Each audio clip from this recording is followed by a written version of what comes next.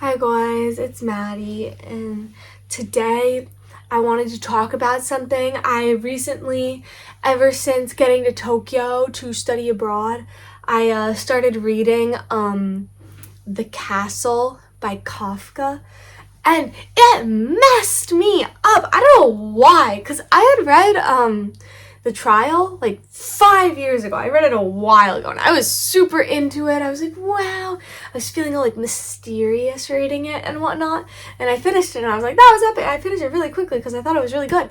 And when I got here, I was like, I want to, when you're doing so much, it's like sometimes it's hard to like get back into like reading. So I was like, let me start with like, an author that I already know, the book that's like kind of short. I don't know how long it is, like 400 pages maybe.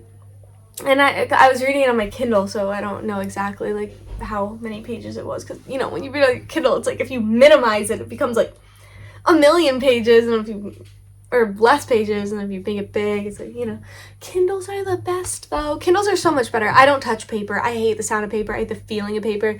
I hate how heavy a book is. What if you want to read in the tub and then you drop your book in the tub and it gets all wet? If you drop your Kindle in the tub, well, I guess it's over, but if you get a little bit of water on it, you just wipe it off. It's like, no, it's not that big of a deal, What if it's a book? I would always read in the tub, and all my books are all crusty, and they hurt my wrist, and I want to squeeze. I want to squeeze while I'm reading it, so with both of my hands, so I can't prop it up. Like, you can prop a Kindle up. Anyways, Kindles are the best. But everyone's like, no, real book. Like, real book. What the heck? I don't want to touch paper, bro. But, anyways, so I was reading The Castle, and it's really good. It's like oh my god, like whatever. I actually stopped reading it like a month ago. I'm just making this video because I'm thinking about it, because I never stop reading a book halfway through. It like bothers me if I did something like that, so I always finish them. But the reason I finished it was like it started freaking me out. I think it has something to do with being in like a new country where you don't really know like what the heck is going on most of the time. I was just like, what the heck? So I think like my life started to feel similar to the book. Like, I don't know if you guys have never read a Kafka book. They're like all like freaky, and like nothing makes sense, and there's like all this complicated stuff going on, but you can't make sense of any of it.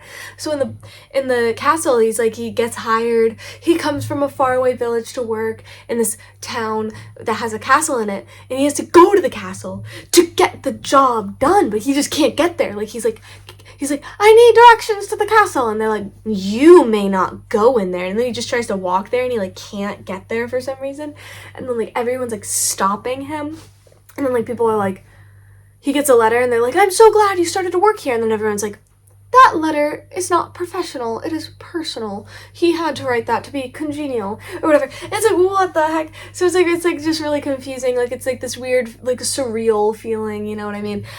Which I really liked way back in the day when I read The Trial, which was pretty epic. But reading The Castle in Japan when I first moved here, I started dreaming about it. I was having dreams, like, I was dreaming that I was, like, it was such a horrible dream. It was just like I was submitting paperwork to like get something done, but it like wasn't going to the right place, and I was like, can you send it to my supervisor?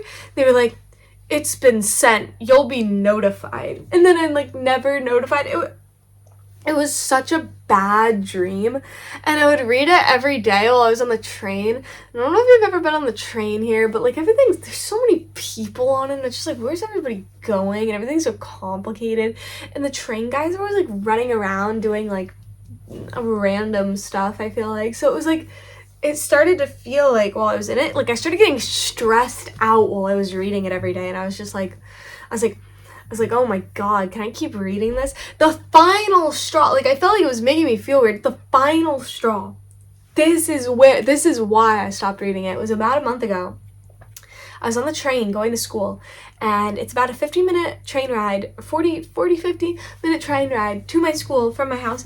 And so I'm riding on the train. I didn't get a seat because everyone was already sitting. So I was like, okay. So I was leaning up against the wall, reading my book on my phone, and I got to the last stop, right before my stop that I get off at for school, and I started feeling so sick. I started like just suddenly out of nowhere, I was just reading the book, I started sweating, I started like hyperventilating, and I was like, oh my god, am I gonna throw up? So I was like planning to get off. It stops at the stop, and I don't even remember this happening, but apparently I just passed out on the floor. I just died.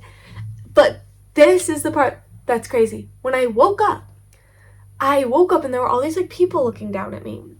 And I just remember, I don't remember like exactly what I was dreaming about while I was passed up, but I just remember when I saw everyone looking down at me and I kind of like was realizing like what happened, I just had this horrible feeling. I was like, oh no, this isn't right. This isn't real, and this is wrong. And I got this feeling like whatever was happening in my dream was reality, and what I was waking up to was some sort of like horrible like nightmare or something. And I was like, uh-oh. And then, so these train guys came, and like someone gave me like a bottle of water, and then like everyone, like these train guys came in with a wheelchair, and I just like kind of stumbled into it. I was like so out of it. I just stumbled into it. I passed out again after I got into the wheelchair, and I woke up, and I guess they had like taken me out of the chair. They placed me in another chair in the lost and found room, and things were like insane in there. I don't know what was going on. There was so much happening. It was not just lost and found. There was like stuff being done. And I woke up, and I swear like I was dreaming about like the castle and like what was going on in the book. And like when I woke up the second time, I was like, it felt like that was my real life or something. Like whatever I was dreaming, like it felt like I had lost something. Like whatever was in my dreams while I was passed out was real. And then like what I was waking up to, like reality, like this reality was not real. And it just gave me like the worst feeling ever. And then the guy came up to me like when I woke up, and he was like Google translating. He was like, do you want to call an ambulance? And I was like, no, that's fine. I just like stumbled out of there, and I was like, oh god, I can't go to school today. So I just like went home and like laid in bed and freaked out because I felt so weird. Like you guys don't understand. Like I was living another life in that when I passed out. I was doing something. So I was like, oh my god. Like, I kept having all these, like, feelings about the book for some reason. I was like, why am I thinking about this stupid book right now? And, like, I was just like, something has to change here. I think, like, this book is, like, affecting me. I don't think it's why I passed out, but I just felt like it was weird that I was, like, dreaming about it and, like, thinking about it, like, as soon as I woke up. And, like, I mean, it makes sense because I was reading it as it happened, but still, it, like, I'd never passed out before, so I was just like, it gave me like this yucky feeling, and I didn't want to like remember it, and I got all paranoid, and I was like, I gotta stop reading this book. I can't keep going. I don't know what even happens. I wonder if he gets to the castle ever. Like, who knows? Feel free to spoil it if you've read it. But I mean, it's a bit unfortunate because I've never given up on a book before.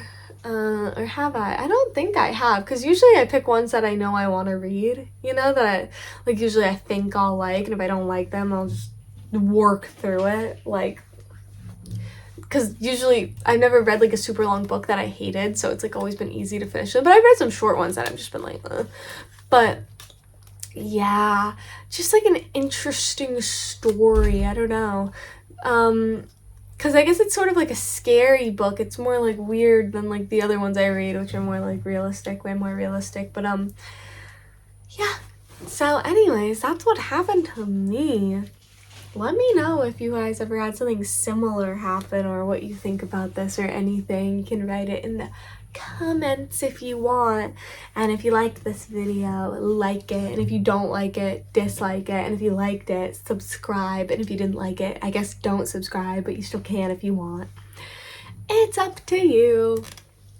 Anyways, yeah, let me know if you guys have any good book recommendations. I started reading The Golden Pavilion by Mishima, I think. So it's like when you read books on the Kindle, like you don't even know what they're called or what they are anymore, because like it's like you don't pick it up and look at the cover every day. You just open it and it's just like text and it's just there. You don't see the cover. It's like I'm like, what am I reading? Like I don't even know. But so far it's like related because I'm in Japan, so I thought I'd read like a Japanese book to be like related. So anyways, yeah, thank you guys for watching, and I guess I will see you in the next video. Alright, bye bye.